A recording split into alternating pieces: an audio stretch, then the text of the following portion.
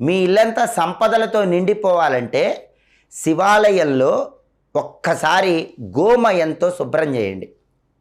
అంటే ఎవరైనా సరే శివాలయానికి వెళ్ళినప్పుడు ఏదో ఒక ప్రదేశంలో ఆవు పేడతో అలికి శుభ్రం చేస్తే దానివల్ల శివుడు పరమానంద భరితుడవుతాడు.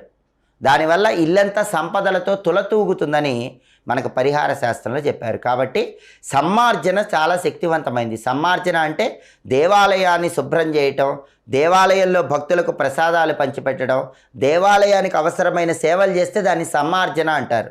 ఎప్పుడైనా శివాలయానికి వెళ్ళినప్పుడు అక్కడ చక్కగా ఆవు పేడతో శుద్ధి చేస్తే ఈ సమ్మార్జన వల్ల ఇల్లంతా సంపదలతో తొలతూగుతుంది. శివాలయంలో ఈ పరిహారాలు పాటించి శివానుగ్రహంతో పాటుగా ధనలక్ష్మీ కటాక్షానికి పాత్రులకండి.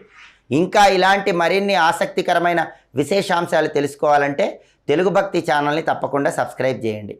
విపరీతంగా ధనాకర్షణ